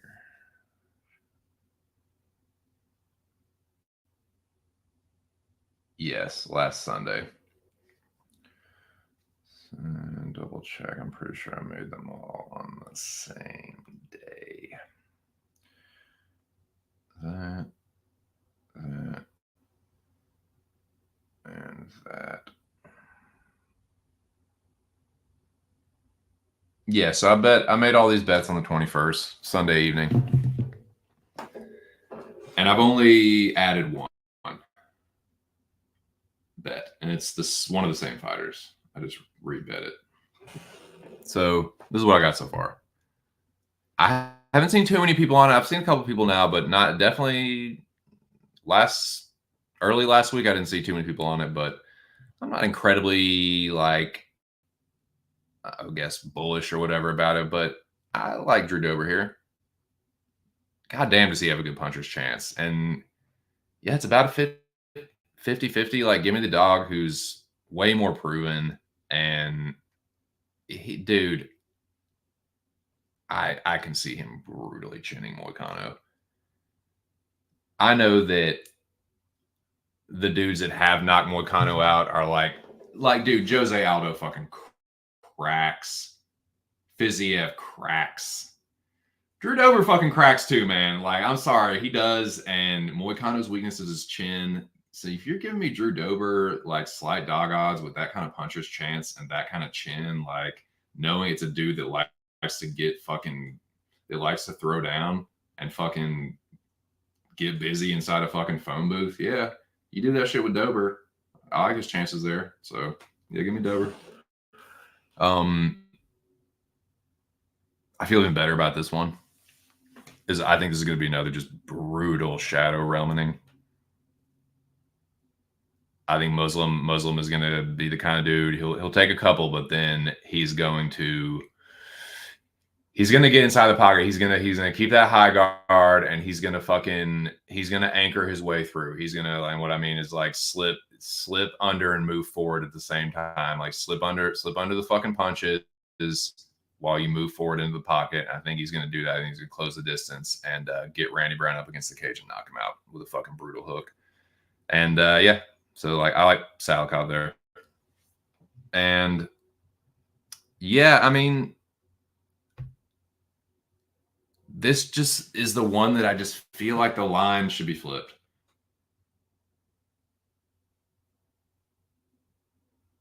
Just feel like he has better wins in more impressive fashion. His win over Haas is definitely more impressive. I don't know, man. It just doesn't feel right for him to be the underdog. I'm not a big Roman Dolidze dude either. I'm kind of a detractor of his. Like he's one of those guys that's kind of like forced me to respect him. Like, you know, hey, he's fucking good, man.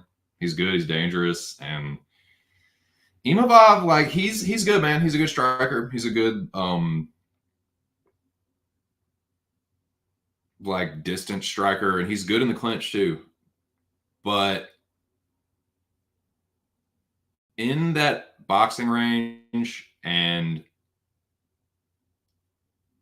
just something about Roman's like he's very opportunistic. He's incredibly opportunistic. He's very powerful, and he's an explosive fighter too. Like he's kind of awkward in his striking, but when he does land, it does the damage. It'll either win the round or like hurt Imavov, I think. And he just, I don't know, man. He's just good. I just think it's going to be a kind of like a car crash kind of fight. Like I feel like the exchanges are going to be like them just kind of like awkwardly like colliding. And I just see Roman kind of like being one of those like car crash. You can't really tell like who landed what first, but then Imavov starts to wobble. And what my prediction for this is I think he's going to wobble him and then drag him to the mat and choke him. So I'm predicting a club and sub for Roman. But yeah, I don't know. Just the underdog he should not be. So I rebet Roman. I put another quarter unit. I'm probably just going to put another quarter unit on and just make it a full unit. Fuck it.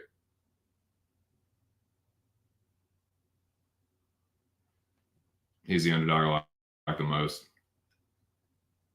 It's come down a little bit. It was at plus 130 when I bet it last night. And yeah, probably will put another quarter unit on that. So I make a unit on Roman and then a half unit total on the other two.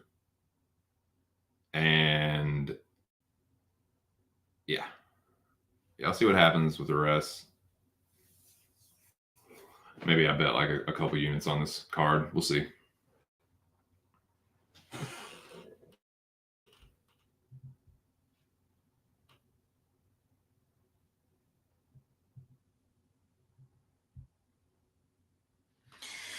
Yeah, potentially, but Imavov also likes to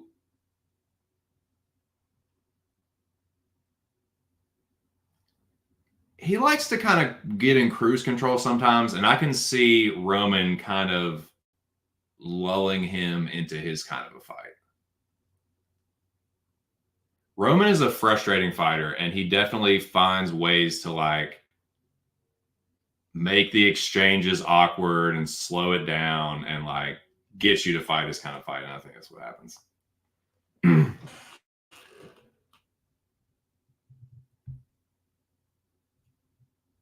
Oh, what up, boy?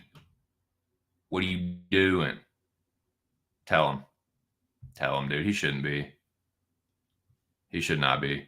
So yeah, I think I'm going to end up with a full unit on Roman when it's all said and done. I put another quarter last night. I'm probably just going to make a fucking full unit. Fuck it. But yeah, then I like Dober and Salikov. I thought about maybe betting Mahmoud Muradov. I feel like he seems kind of live, and I feel like everyone's kind of writing him off. But oh no, dude, Kisrio kind of been can crushing Bobo. I think Muradov's fought the tougher competition. He's more experienced in the octagon, dude. I would not be surprised at all to see Muradov knock his fucking block off, but I just my fucking little baby nuts won't drop on it, man. I don't know. But yeah, that dude right there. Tune in Wednesday night to that channel, Aaron the Dog MMA Movie Trivia. Your boy will be there too, no big deal. But yeah, the man is back. Breaking down the UFC Wednesday night, boys. So yeah, like I was saying earlier, my pick for the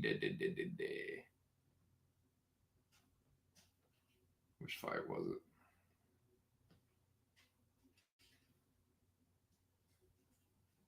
I will have my pick for the Builder Lee Jong Yong, Quinones Maderos, and Maxim Johnson. I will have my picks for those ready to unleash on Wednesday night. I will release the Kraken then. Also, my Timber Garimbo Pete Rodriguez pick.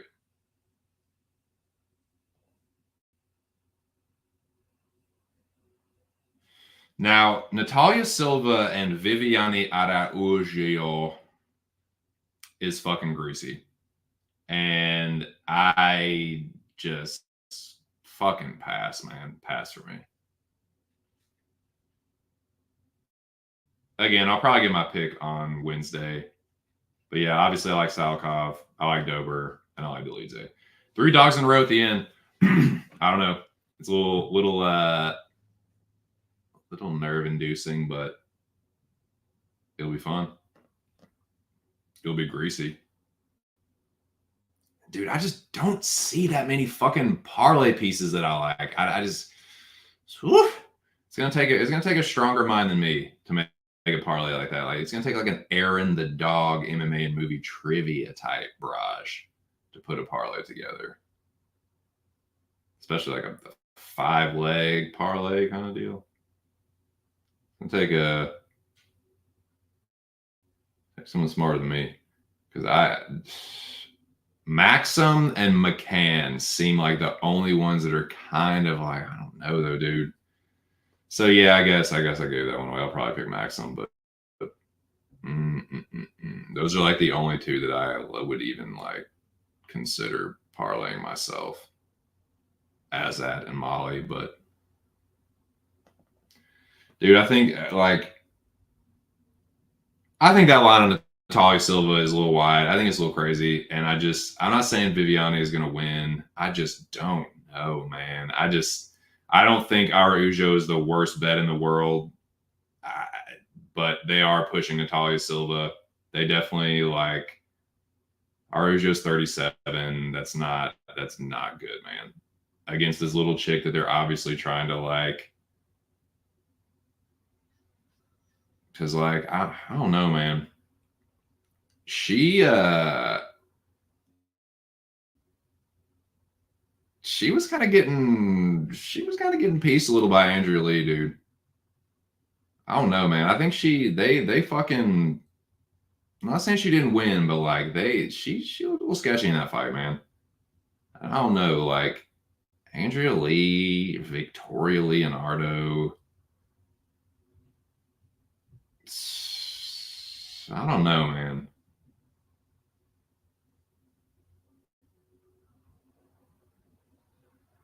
Just screaming stay away. It is screaming stay away, dude.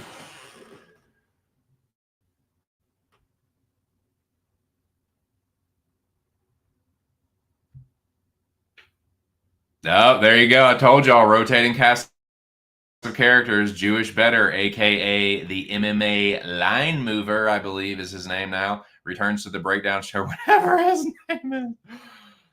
Funny, dude. Yeah, shout out to the MMA line mover / the artist formerly known as the Jewish Better.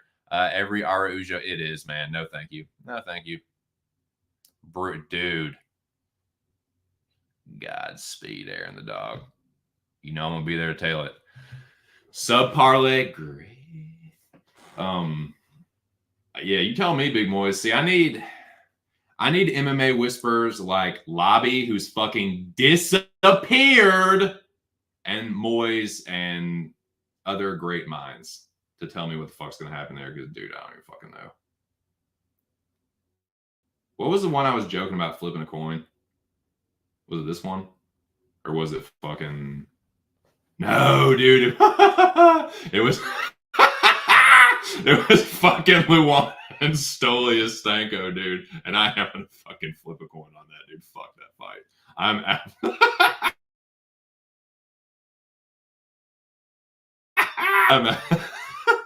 I'm totally gonna flip a coin on fucking Luana and Stanko. No thanks, man. I'm not fucking taping that. I'm not taping it. I'm not watching a second of fucking footage. Just flip a coin. Lord have mercy, pray God for your soul. Oh my God, baby. And on the part 350, the spirit of something.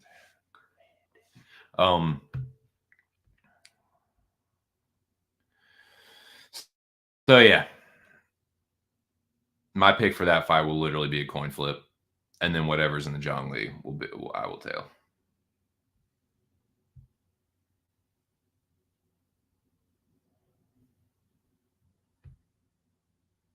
Holy shit! You hear that, boys? When the Draw King speaks, take heed, listen, and consider whether you want to bet it or not. But it's worth listening to.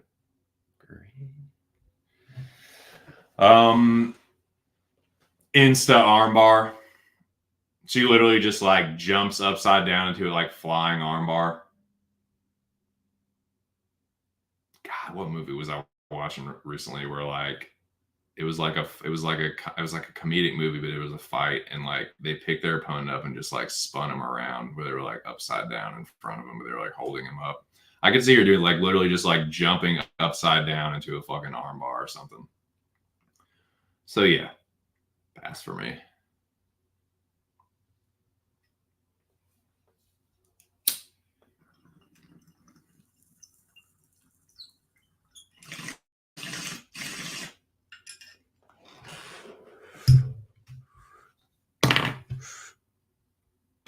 So yeah, boys, I just feel the best about Roman. Salikov would probably be the next, and then I'm just feeling better and better about Dober as the week goes on. Like I know Drew could get subbed, but man, I just cannot get the image of him just sending fucking Moicano's skull into the stratosphere. I just can't see Moicano surviving that, man. Dudes that have one punch power just give him a fit.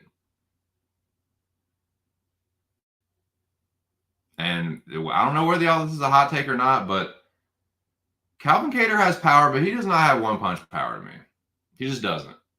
He's only shown that against dudes that are just incredibly chinny. Drew Dober cracks, man. He hits every bit as hard as Calvin Kattar or harder. If they're trading, man, Moicano's getting knocked out. That's all it is to it. Like, if they're standing there on the feet for an extended period of time, Moicano's going to get knocked out. Because Dober doesn't fuck around early. Like, I could see this, like, Dober knocking him out in like a minute and a half. If Moicano drags it out and gets him to the floor, like, Dober's going to get choked. I'm not like, I don't have any delusions about that. I know who the better grappler is. I know who the sub threat is. I know what's going to happen if Moicano ends up on top of Dober. He's going to get choked. I just can't picture Renato not getting knocked out, though. And maybe I'll be wrong, but I just can't get that image out of his head. Just like I visualize, I blur my eyes, close my eyes, and visualize Dober versus Moicano in my head, and I just see Renato going to sleep, man. So yeah, I wish the line was a little better, but it's also one I didn't think too hard about. So we'll see.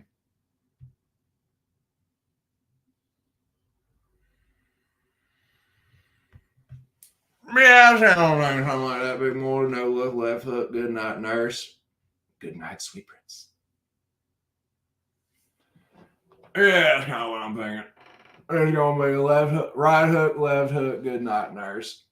That's kind of what I see for Salikov, too, though, dude. Up against the cage in that high guard.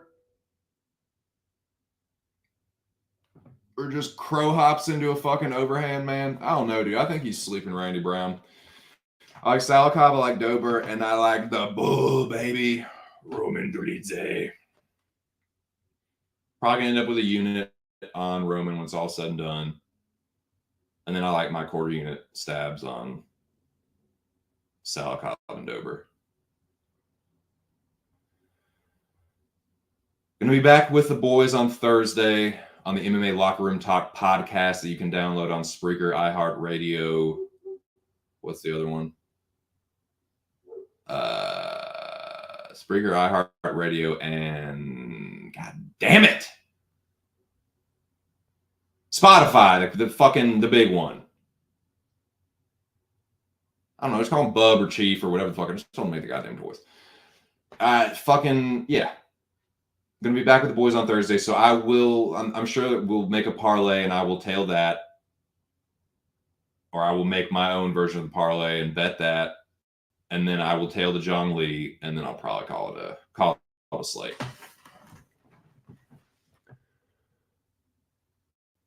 Yeah, Molly is one of the favorites that I feel okay parlaying. So spoiler alert, Molly will be who I will probably endorse as a parlay piece. I need to do more tape on Azat and Charles, but I'm kind of thinking about Maxim too, maybe, but that one seems kind of like a trap. Like I kind of feel a little greasier about that. But I like Molly. But other than that, dude, there's just not too many favorites that I'm like, oh yeah, they're getting it done for sure. I just like more underdogs on this kind of card, but we'll see what happens, man.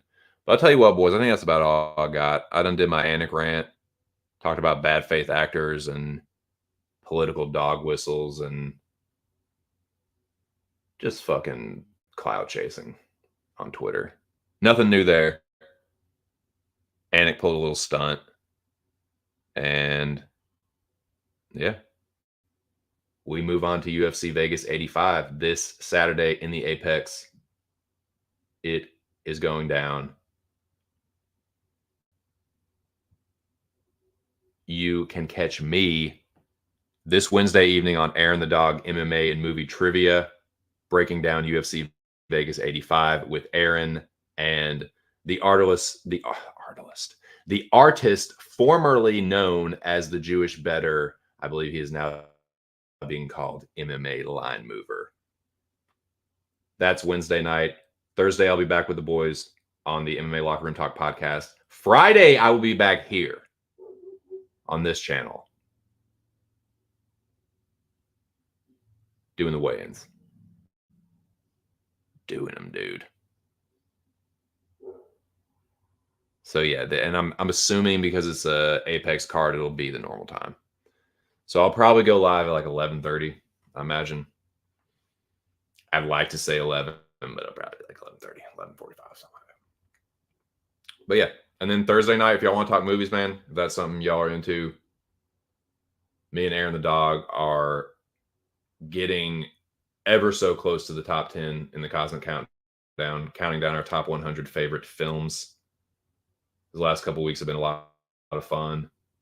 We've decided to just do the reveal, man. Just going to tell each other what the movies are, watch them, especially, and that's especially helpful for me because, you know, a couple I haven't seen or haven't seen in a long fucking time. So yeah, man, if y'all like talking movies, myself and Aaron will be back here Thursday evening, probably around 4:35, but I will let you know for certain. And that's what I got, boys.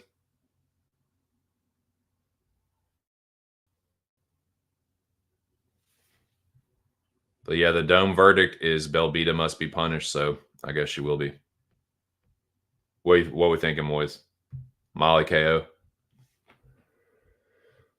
All right. I think that's it. I think that's all I got.